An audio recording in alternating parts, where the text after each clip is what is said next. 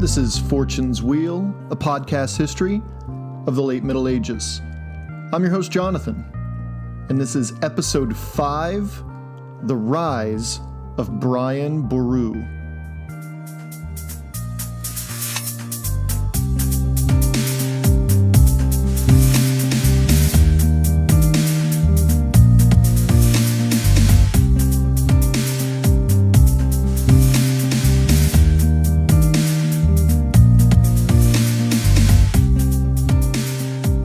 If you remember at the end of the last episode, we left behind the bold adventures of Scandinavians in North America and Greenland, and we headed back east across the treacherous North Atlantic. And we decided, on our way back to England as its Saxon rule is collapsing in the early 1000s, that we would stop off and establish an understanding of Ireland during this time period. In fact, Ireland will undergo a very different fundamental change than their neighbors across the Irish Sea. We will arrive on the shores of an island that was about to explode. Its political structure was becoming more and more untenable, and we'll not only look at these events, but we'll also become more familiar with the Irish people, their land, their political and societal structures, and their culture. On today's episode, we essentially talk revolution. But probably not revolution in the way you may be thinking. We will lay the seeds that we will return to in the next episode, so try to keep an eye on the flickers of change, the flickers of things turning back on themselves. I hope you enjoy the show.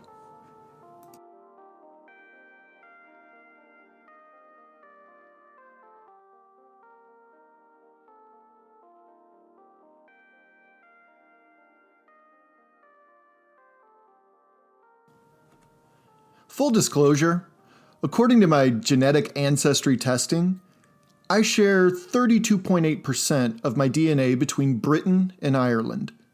And I'm kind of scattered, really.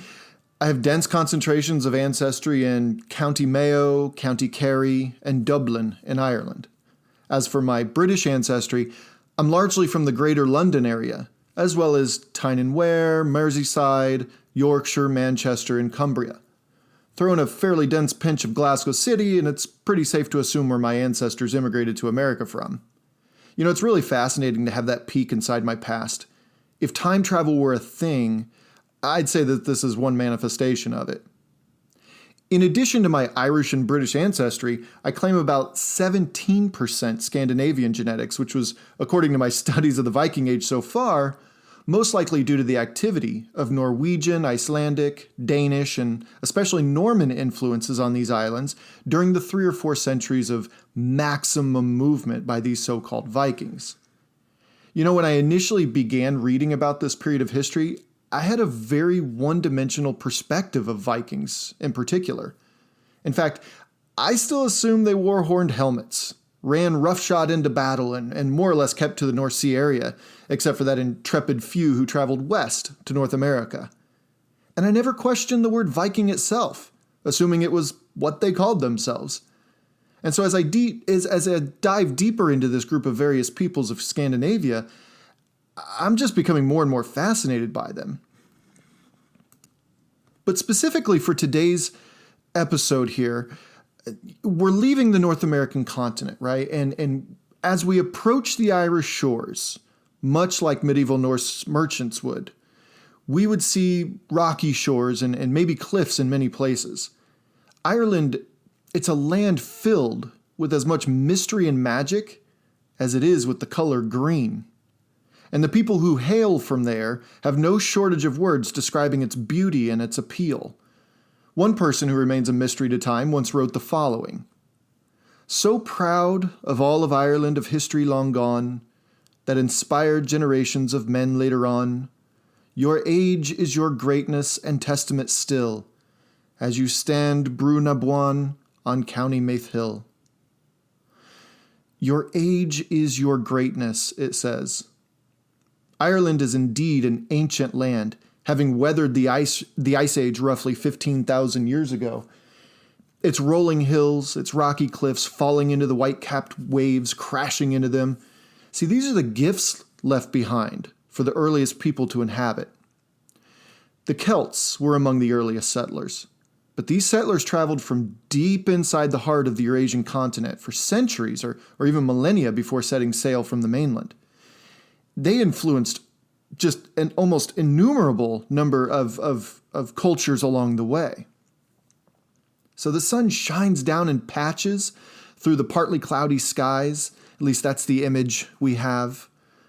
Skies ranging from the softest blues to the deepest grays. Down below, every shade of green is seen between sun and shadow. The shores, though rocky, also had natural harbors carved into it.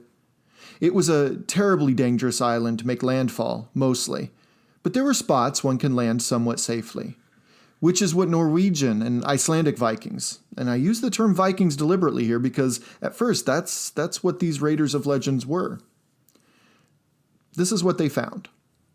On the west coast, inlets and harbors like the one in Donegal, Galway, and Limerick would become Viking strongholds.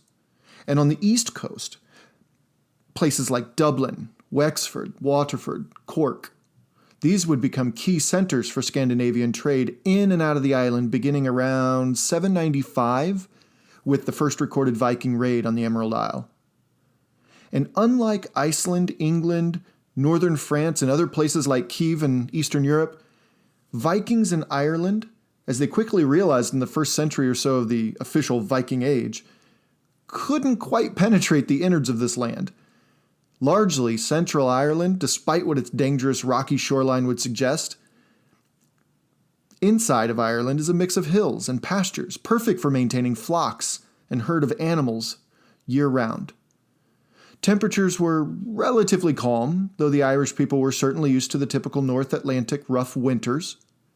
All in all, Ireland was and is a pretty great land to inhabit. Fertile grasslands allowed sheep and cattle grazing to flourish, and most Irish families were subsistence farmers, keeping large-scale agricultural trade to somewhat of a minimum. Ireland itself is just slightly larger than my home state of Indiana, here in the American Midwest, an island in and of itself in various ways when compared to the states around it. There's a bit of pride reflected in a people who feel different than those nearby. And this pride can dig in, and this pride can root itself deep into the soil that supports it. It's been said of the Irish that they bring a bit of heaven here to earth. But as beautiful as this island may be and the culture that developed from this beauty, the Irish people themselves were also a fiercely territorial bunch back in the medieval period. The Irish loved, well, Ireland. The Ireland of the mid to late 900s teemed with hundreds of kingdoms, ranging in size and influence, and even thousands more clans and families scattered from rocky coast to rocky coast. There was one clan who seemed to hold the most influence, though. This family, called the Uaníl, were not only longtime High Kings of Ireland, but also leaders of kingdoms who fed into the power structure of the island. See, at the so-called top of the Irish political system was a High King. This was a king who ruled over a specific kingdom within Ireland, but due to either economic or military dominance, this king would gain the loyalty of other kings who would become more and more or less vassals of the High King, but not in the same way we'll use the word vassal throughout this podcast. So I want to be careful calling these other kings vassals. When the High King needed soldiers, for instance, these kings would provide them. And these kings would also provide a tribute to the High King each year in exchange for some level of protection. Remember, Ireland had thousands of clans, of individuals who constantly sought territory and resources. These lower kings, so to speak, also had smaller clans and towns who had the same deal that they had with the High King.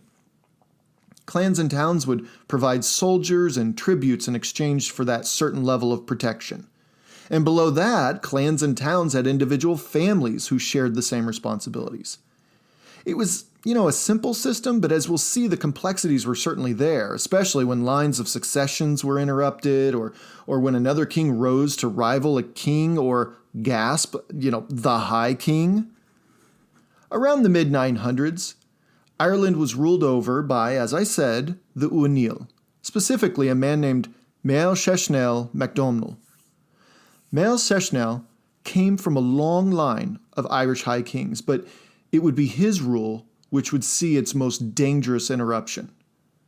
Other kingdoms ruled over by the ancient Uanil were the Tara, Mide, Uisnech, Ailech, Tyrone, Tyrconnell, and Brega. And I apologize for right now that I may or may not have pronounced those properly. They traced their lineage back to Niall, better known to history as Niall Noigalach, or Niall of the Nine Hostages, who lived around the late 4th century and into the early 5th century. When I received my genetic testing initially, I was informed that due to the placement of my DNA today, that there was a high probability that I descended from this very man, Niall. However, more recent studies have begun to disprove this theory, though these studies readily admit Niall was most likely a part of a much older haplotype. Despite this, it's safe to assume that Niall might have been the Irish equivalent to Genghis Khan, which is kind of interesting. The Uanil oversaw a very interesting group of people, the typical Irishman or Irishwoman. These people were stylish, and they were not afraid of either hard work or a fight. They lived in a simpler time, but in politics, economics, and faith, it was anything but simple, as we're seeing. And can I just interrupt for a moment to explain something important before we continue? Irish history can be chunked out throughout its history in ages or eras, no doubt. But for our purposes here, I'd like to point out one such historical delineation. The terms pre-Norman and post-Norman. See, these are important for Irish history, not to mention other places around Europe during the medieval period. To keep it kind of simple, Ireland's Viking Age lasted in large part between 795 and about 1014. This I will call pre-Norman Ireland. As we've established on the podcast already, Normans were simply Northmen or Norsemen. These Norsemen settled in northern France, which we'll take a closer look at very soon, but they haven't interacted much with Ireland directly yet. They will return in a couple centuries, so hang on tight for that one. We will get to post-Norman Ireland in time. Okay, so in pre-Norman Ireland, also called Gaelic Ireland, around the mid-900s was a patriarchal society, as were other Gaelic societies such as Scotland and the Isle of Man. Pater in Latin means father, so the Gaelic Irish passed on titles and territories from father to son mainly. This patrilineal Gaelic system was called tanistry, and the tanist is basically the son or the nephew or the grandson who, upon the death of the patriarch of the clan or kingdom, will inherit the estate. But there's a catch. And unlike neighbors on the big island next door, the Irish never allowed a female to be a tanist.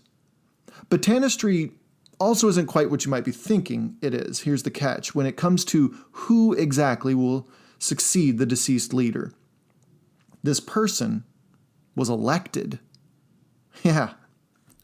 Which, in contrast to another form of tanistry called blood tanistry, that folks like the ancient Turks and Mongols used for succession, well, let's just say they replaced the voting part with a more Darwinian approach.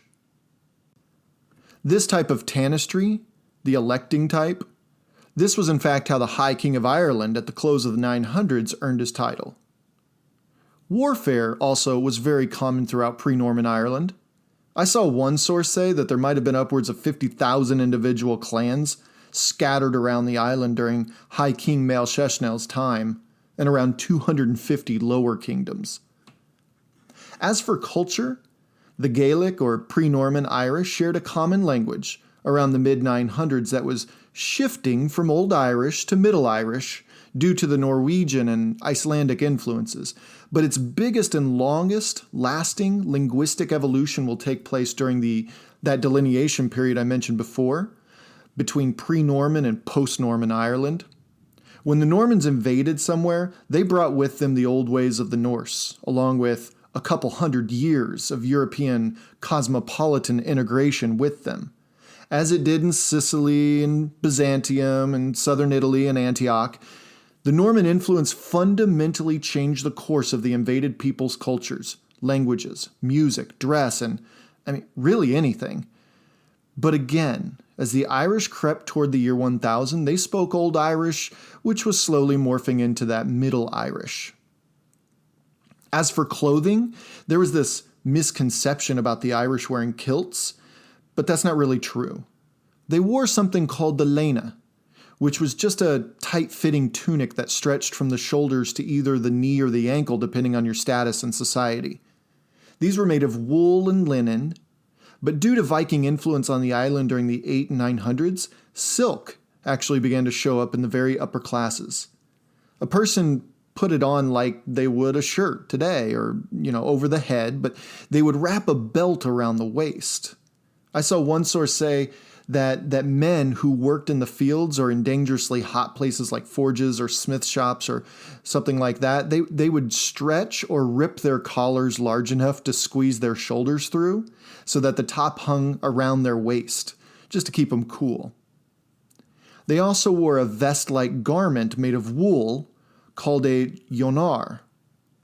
A brot was that cool piece of linen that draped over one shoulder and clasped to the lene. It is said that not only did it serve as a symbol of your class and wealth, but it could also be decorated or used as a makeshift umbrella. You just kind of wrap it over your head if it starts to rain. And yes, pants were a part of the ensemble too, but as you can imagine, they were mainly worn by men. And don't forget those leather boots. They had leather boots. And to pin this whole thing together, a brooch. Depending on your wealth, it could be either gold or silver or simply iron and bronze. These brooches are some of the coolest archaeological finds we come across because each brooch is intricately designed and cut to match the person wearing it. And finally, the Gaelic Irish were largely animists, though thanks in large part to St. Brendan the Navigator and St. Patrick, Christianization had crept its way into the clans across the island, and by the late 900s, it's safe to say Ireland was more or less a Christian land, though some of their previous religious ways hadn't quite been shaken off completely. Animists are people who believe all things found in nature have a spirit or a soul. They are inherently spiritual in a way that Christianity doesn't quite allow for. And that's a hard line of thinking to break, one can imagine. To ask a person who appreciates, say, a tree as a spiritual thing in the same way he or she is a spiritual thing, only to wake up the next day and find that you're no longer connected to that tree in that same way? Well, that's to say you're a part of a greater design in a way that deliberately separates you from that tree, both created in and of nature. Well, that made it difficult for Gaelic Irish peoples to move in the direction of Rome, one could say. But move in the direction of Rome they did. And due to how they buried their dead, the inclusion of tools and pets and food and valuables, when compared to other similar burial practices around the world, like the Vikings, for instance, one can assume they were also proponents of not only an afterlife, but maybe even resurrection? But that's not conclusive. They had 2 holiday festivals that celebrated the harvest, really. I'm going to try to pronounce these properly, so excuse me if I completely butcher it. Lugnasad and Samain, or Samhain, I've heard it, which Samhain was assimilated into our modern Halloween upon Christianization. The other 2, Imbolc and Beltane, were associated with the spring. When Christian monks entered the island, and this was the exact same story just about everywhere Christianity went during the Middle Ages, it brought with it a meticulous writing and recording tradition. Writing in Latin, monks began to write histories and lineages and correspondences and stories, wrote all of it down. After a while, the Irish themselves wrote in their own language these things, and included business matters and laws as well. So by the 900s, Ireland was a fairly literate society, maybe not all the way down to the lower classes, but there was certainly a culture of record keeping beginning to take a hold. A few more quick notes about Gaelic Ireland before moving on. Money wasn't quite popular yet, which left bartering at markets as the main vehicle of trade. Trade was common since Roman times between Ireland and Britain and mainland Europe, even being recorded by the Roman Tacitus.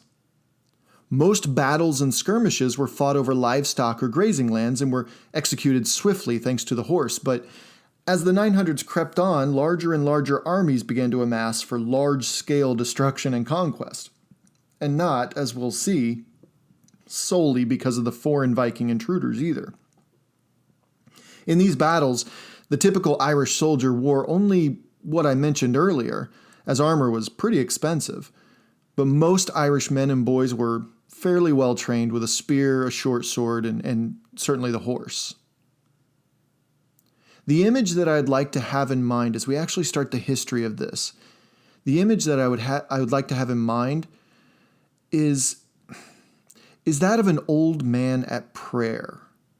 And this image will carry on to the next episode as well. So picture it, the year is 1014, which for our Irish listeners, from what I've heard and read, instantly strikes as a pretty well-known year in Irish history. This man at prayer, one can quickly tell if one were to walk into the tent and see the old man's back, was a man who lived 1,000 lives. He's in his mid-80s. I imagine a broad-shouldered, hunched, frail man who is one minor insult away from clenching his fists like two oaken clubs, and clobbering the insolence thrown in his direction. I imagine him in this moment on his knees, head bowed, hands clasped under his bristly white chin. Inside the tent, not a sound was made. However, outside, beyond the tree line in the near distance, roared the sounds of battle, of men's curses, the tings of metal on metal, and shouts of agony. This 80-year-old man, he led this army here into battle, just 20 or so miles north of Dublin. These were old foes, old, once defeated foes, making another attempt at erasing the work this old man has done throughout the island during the last 3 decades. Some Irish like him, and some Viking. Had this been a united nation, Ireland would have been experiencing a brutal civil war, but that's not one of this man's accomplishments, however. He did not implement a single national authority, therefore this was no civil war. This was merely another grab for power, much like his own successful grabs for power when he was a younger man. As he knelt in prayer, I find it hard to deny that he wouldn't have at least entertained glimpses of his long years. He had his own kingdom for about 50 years at this point, but he had wrested the crown of High King from the ancient clan of the Uanil a mere 14 years before. What images and conversations might he have thought about in that quiet time of prayer as the battle raged outside his tent, there, north of Dublin, in the year 1014?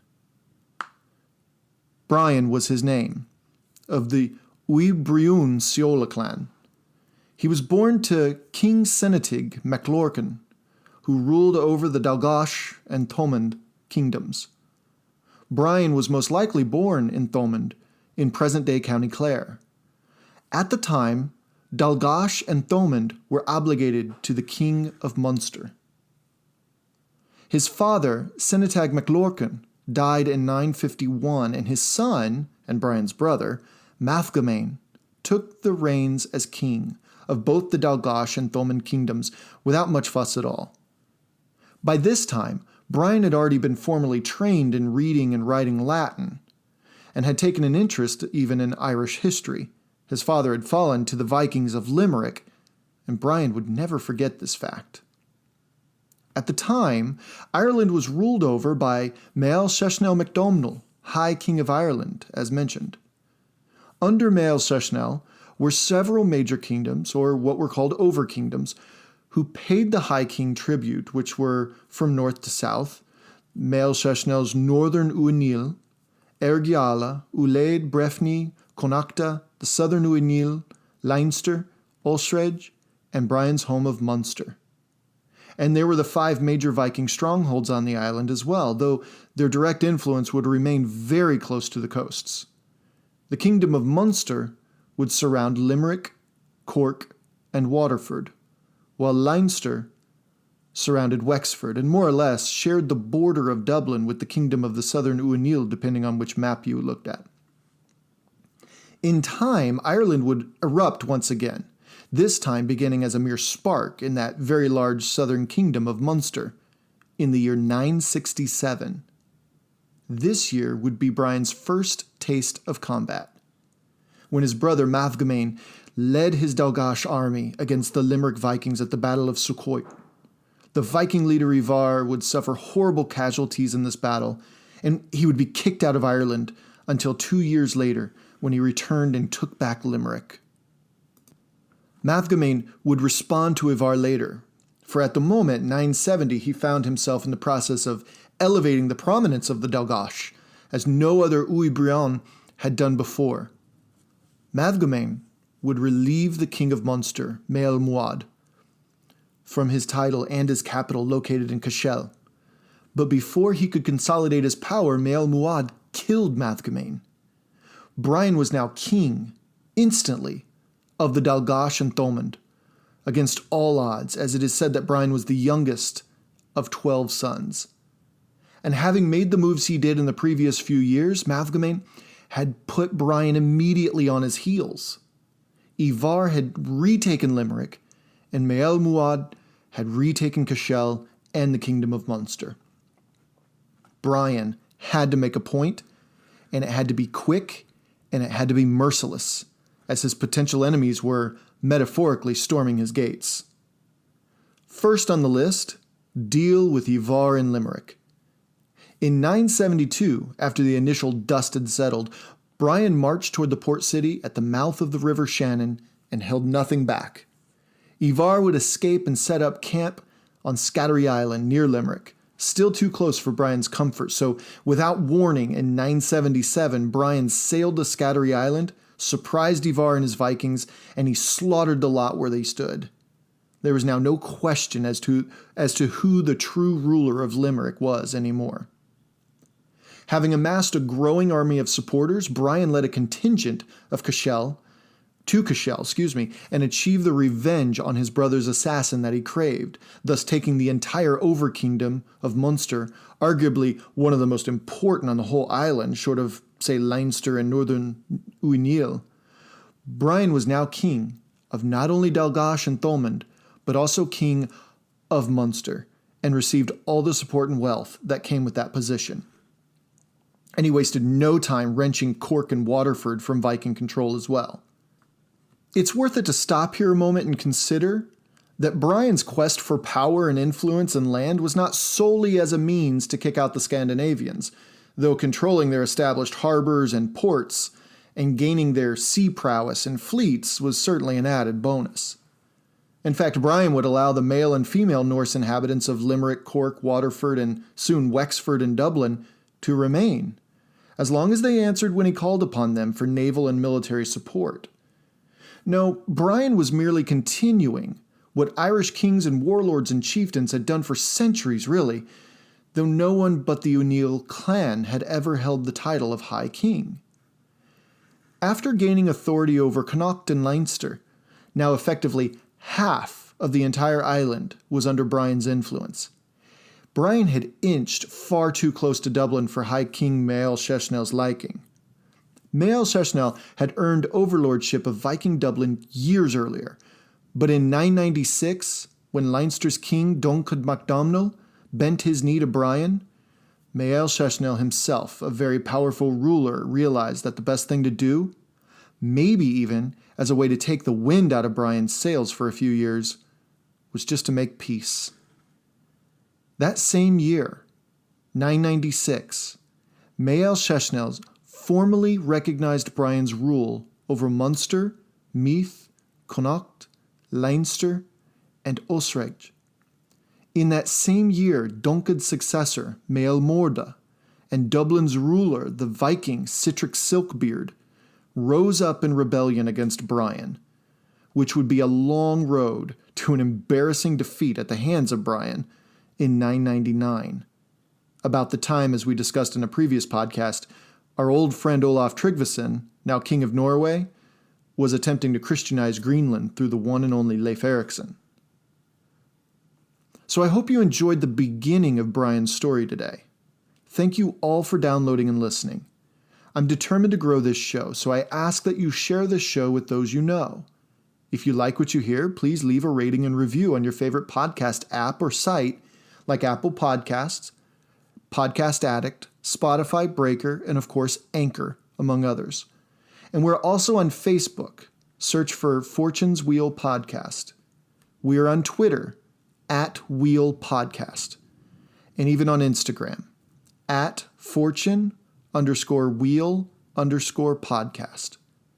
You can also email the show at fortuneswheelpodcast@gmail.com, all lowercase. I encourage questions, book recommendations, differing perspectives, and even suggestions for topics to be covered. But again, most importantly, thank you for listening. Next week, we will wrap up this tale of Ireland's first non-Uinnill High King. To think that Brian's possible downfall wasn't at the forefront of his mind is also simply to misunderstand the ancient Irish mindset.